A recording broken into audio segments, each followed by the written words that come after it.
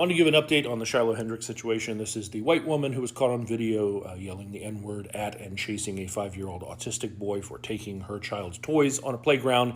And when that video went viral, she parlayed that into a fundraiser that she has now managed to raise over $750,000. A lot of people upset about this, understandably so. But I think it also helps to have at least context. So let me give you a little bit of that.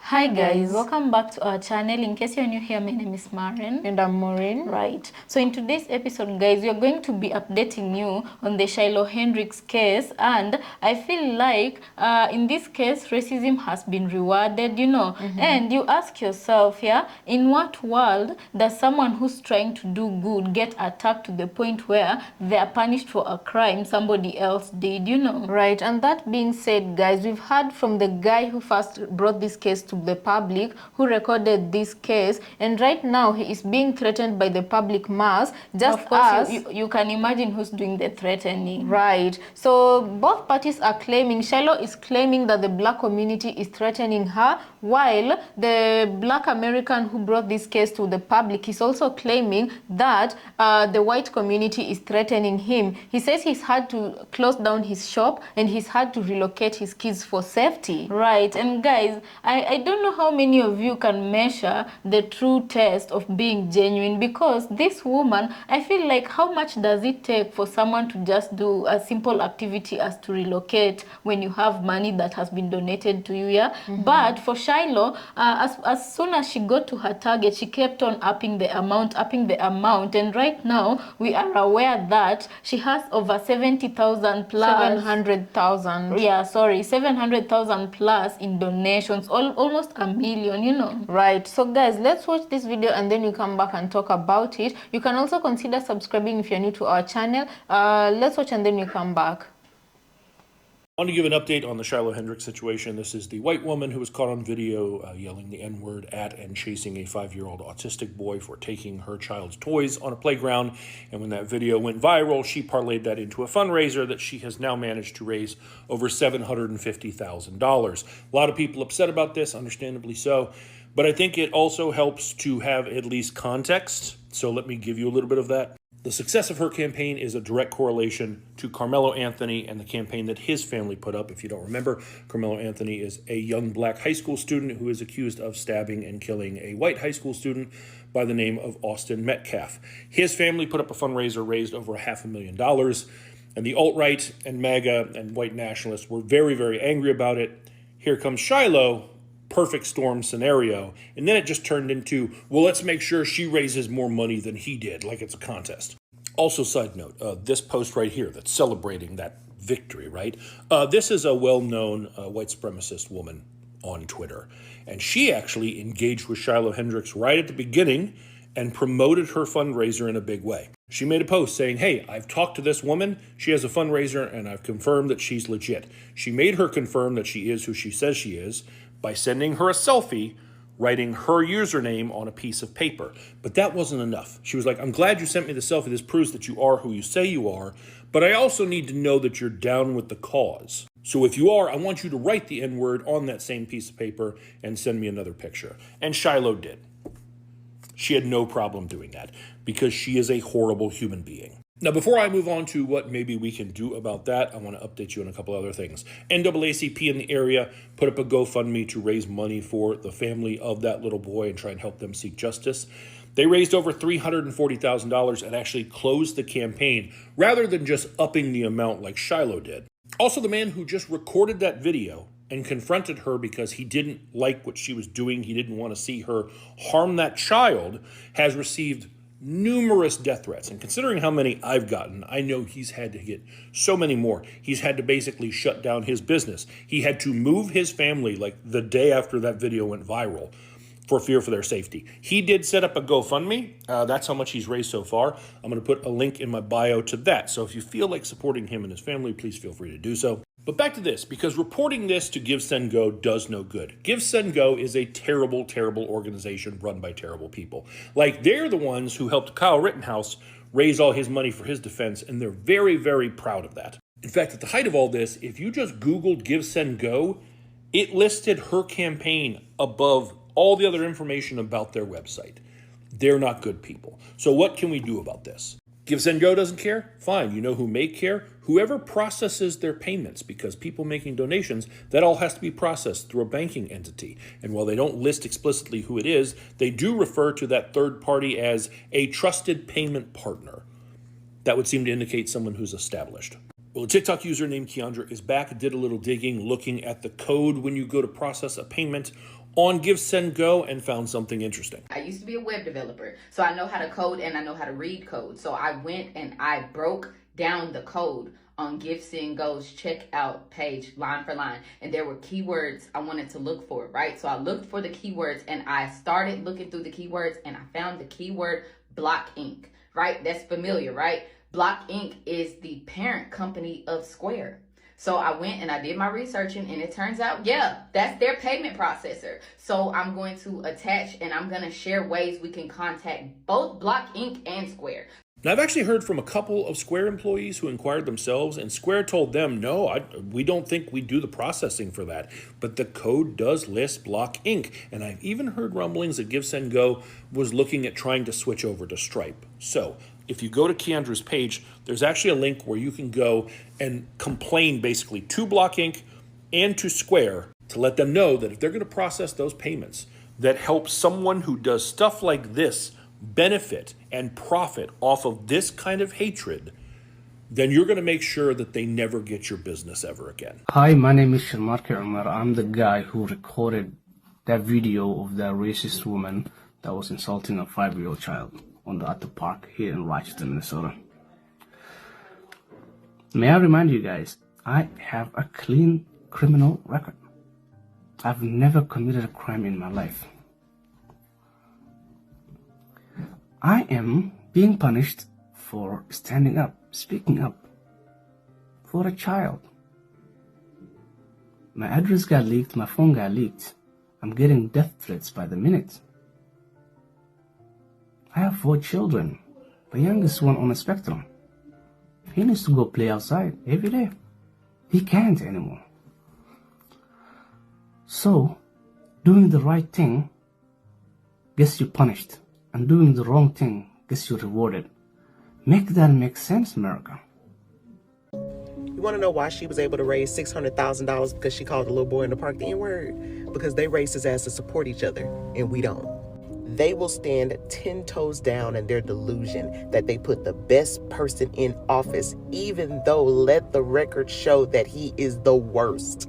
I can be racist under the table and people surrounding me would never know it. I don't want anybody to know that I feel that way because secretly I like my job. I like the friends that I hang out with. And right now, cancel culture is so crazy that why would I tell anybody I feel this way? But I can donate money to this lady anonymously to show her that I support what she did. We will rally together behind the injustices in our community all day. But in your own house, when your life insurance agent asks you how much money you want to leave behind for your kids, you fix your mouth to say, I ain't leaving them shit because I'm dead and I don't care. I can't say a damn thing good about them people, but they gonna take care of their own. And until we as a community figure out how to do that, they gonna always beat us.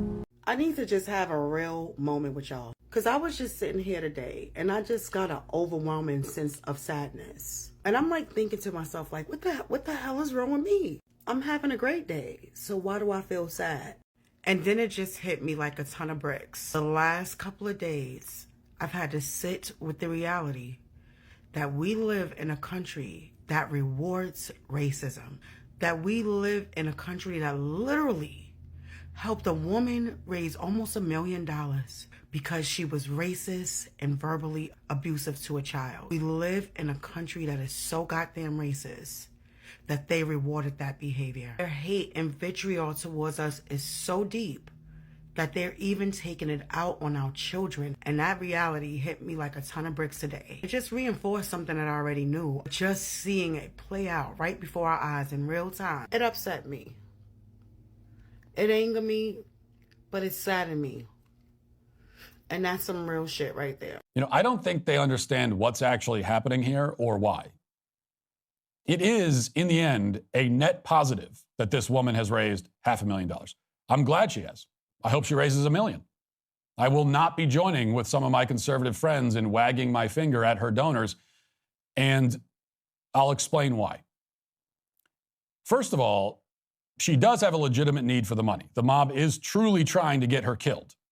I don't believe that a woman should have her life threatened for saying a word, even a bad one. Now, you could say freedom of speech, but not freedom from consequences for your speech, all you want. But if losing your livelihood and having your house burned down is a consequence of your speech, then you do not have free speech. Supporting free speech means supporting someone's ability to speak without having their family murdered for it. Okay? I mean, that should be pretty obvious. Second, more importantly, and this is the part that I really need everyone to stop and think about. This is the most devastating attack on cancel culture that we have seen, possibly ever. Shiloh Hendrix has, without really trying, effectively ended cancel culture. As Mark Dice said in his video about the incident, Shiloh is the final boss of cancel culture, or maybe rather the final boss that cancel culture has to fight. And I think that's right.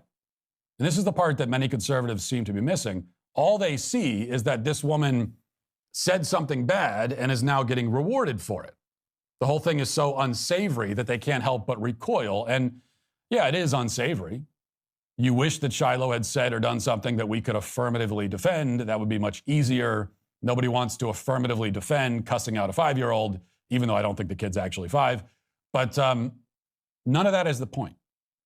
The point is that the only way to put an end to this routine, the routine where the outrage mob mobilizes and assembles to destroy somebody's life, is to disincentivize the routine. And the only way to disincentivize that behavior is to reward the person who's being targeted. Now, we can complain all we want about the mob tactics and how they silence and punish people and exact vengeance in wildly disproportionate ways. We can condemn it. We can write think pieces about it. We can deliver monologues. None of that matters. None of that will stop them. The only thing that can stop them, the only thing that will make them think twice about doing this again, is if they know that instead of getting their target canceled, they might accidentally make them rich. And more important even than the money, they must know that their attempt to isolate and ostracize somebody will fail. That for every person condemning the targeted person.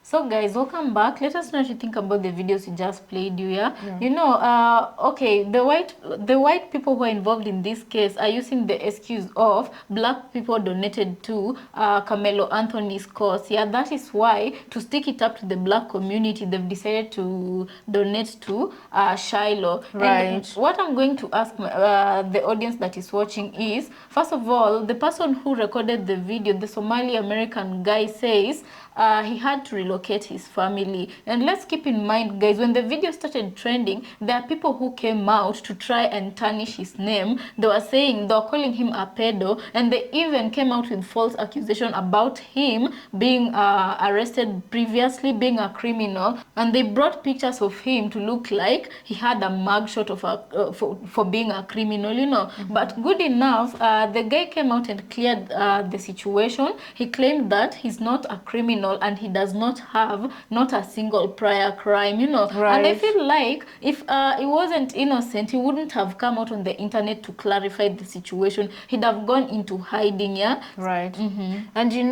right now a lot of narrative about the guy is being spread on social media, Right. especially on TikTok, to a point where you can almost be forgiven for thinking you don't know which narrative is true. But for a person to come out and vehemently insist that he is innocent, it's because he knows there is no proof to back up the people who are trying to tarnish his name. Right. I feel like this is the kind of problem a society is going to face if they don't teach about true history. Because if such people like Shiloh knew the true weight and what, of course, I know they know. They always know. And that is why they use that word to deliver the most impact when they're trying to hurt the black community. Right. And I could ask this, guys, I don't know, like, has there ever been a place that has a derogatory term for a white person?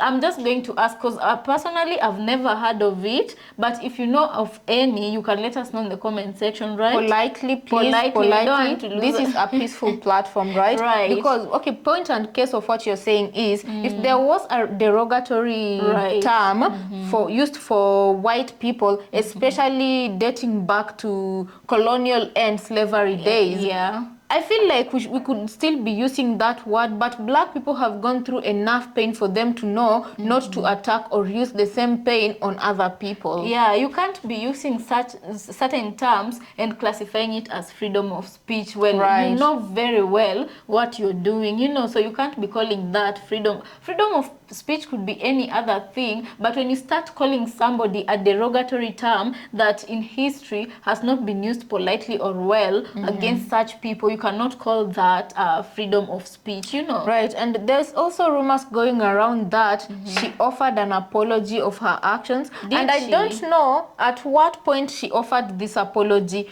Was it when her fundraising mission was at $600,000, or was it when it had reached at $700,000? You know, has she really apologized? That is the rumor. But then again, we should come to remember that on social media, people say a lot of things. And when Shiloh said what she said to that 5-year-old, she had no apology, neither did she regret, and she looked like she loved or liked using that term on that kid, and she wanted the whole world to see her for what she was, and also after she gained support from her own kind. Right. And guys, it would surprise you how much of people who think like Shiloh exist out there. Others just live in shadows, silently hating those people who are close to them, who are black, and they in plain sight they call them friends, but behind the curtains they would really like to do something derogatory to them, you know. And this kind of exposed that situation, because imagine somebody removing $650 of their own money so that they can donate to this woman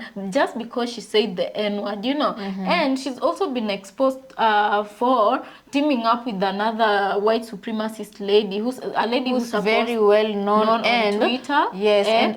Yes, and cancel culture really worked well on that lady. She used to be an influencer. No, not that one. This one is a Twitter influencer, and she's well known for upholding white supremacy. And that lady reached out to Shiloh, and she was supporting her cause. She even advertised her work.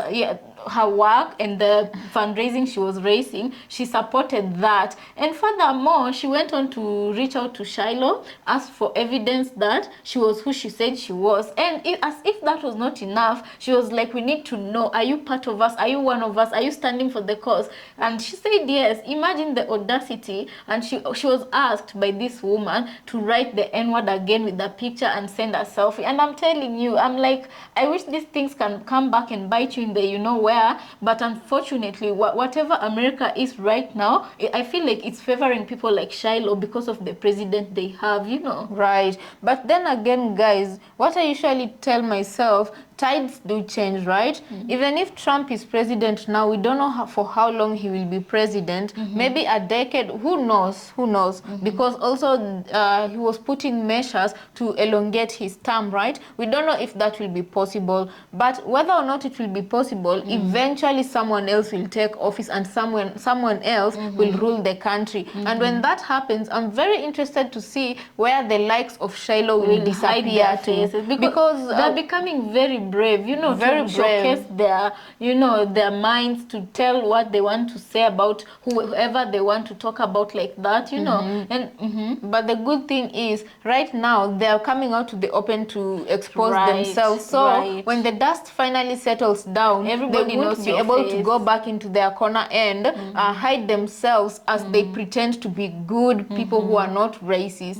Right. And I can, the only thing I can say is, as Maureen has said, when the dust settles, where are you gonna be hiding your faces? Because right now, Shiloh Hendrix is a very famous person, and not for good reasons. Right now, the whole world knows about this woman. So eventually, you know, I don't know what kind of job she used to have, but I do believe that, you know, money depletes. Money does run out. And right now she's feeling like 100,000 millionaire. Well, Anyway, guys, okay, all we can say is people who are bonded together by a wicked cause don't Or always stick through together. chaos. Through chaos, they don't always stick together. Okay, today they were here to support you because you did something bad that to they another themselves maybe approve. didn't have the courage to come out and do it. Right. Since you did it, you came out for them. So the question is, today they are here for you. Tomorrow, are they still gonna be there for you?